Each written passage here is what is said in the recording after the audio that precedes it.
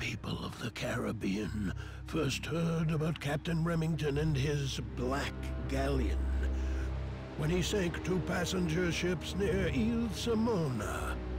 Those who survived were taken aboard and later sold as slaves.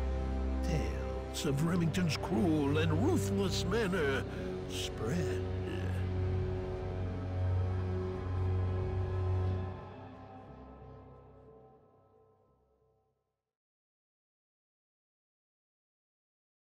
Those first attacks were only a taste of the coming atrocities. Soon, Captain Remington boarded and sank commercial ships. His Black Galleon would appear out of nowhere and strike without warning. Those who weren't shot or stabbed were forced to walk the plank to the pirates' amusement.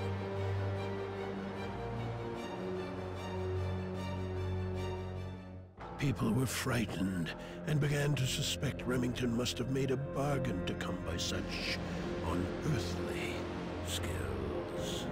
His crew was said to consist of sea monsters, convicts, and cannibals. His ship was thought to be invincible and capable of casting storms, fog, and eerie calm.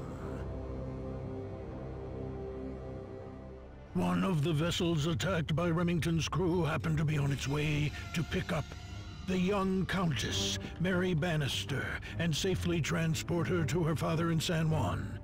The pirates boarded the ship, killed the Marines, and then donned the dead men's uniforms. At the port of call, before anyone noticed, Remington kidnapped Countess Mary, expecting a grand ransom. During her days aboard Remington's Black Galleon, the captive Mary Bannister turned out to be fearless, peaceful, and resilient as she tried to shun the pirates' advances. Captain Remington was keeping her out of harm's way. On rare occasions, Mary was given permission to visit the deck. Once, to avoid her father's disgrace, she attempted suicide and jumped into the water. Remington jumped in after Mary and saved her from drowning, but the rescued girl soon became feverishly ill. The captain couldn't trust any of his vicious mates, so he personally nursed Mary back to health on Skull Island. During that time, Remington fell in love with the beautiful Countess at his mercy. Mary noticed Remington's feelings and started to care for the legendary pirate. While Remington's and Mary's love was becoming mutual, Mary's father was preparing a coalition of military forces to rescue the girl. The grim Baron Bannister had only recently come into money and power and was still greedy for more. He was planning to kill 3 birds with 1 stone. Liberate his daughter, kill the fearsome pirate, and save the ransom.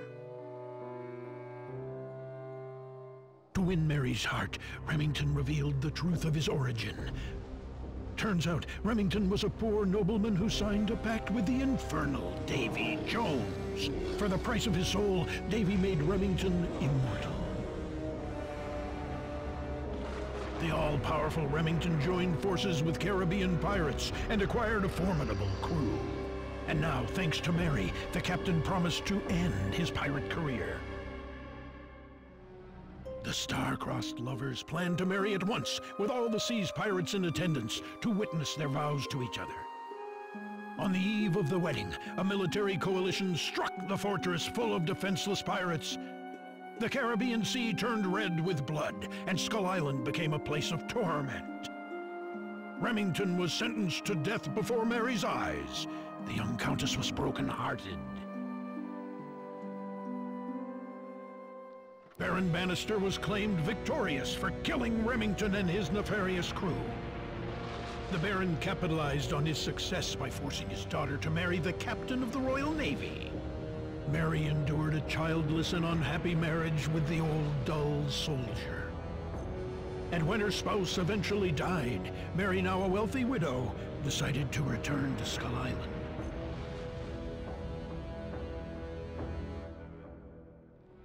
even though Skull Island was now a sad and dreary place. Memories of happier times came back to Mary as she started wandering the familiar grounds.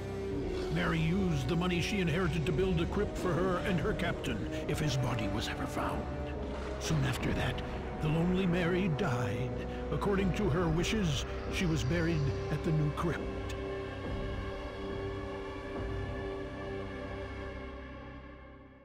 Meanwhile, as the centuries passed, the immortal Captain Remington lay at the bottom of the sea. Broken-hearted, stripped of his enchanted weapons, and weighted down by shackles and corals. The only person who could make him happy was dead.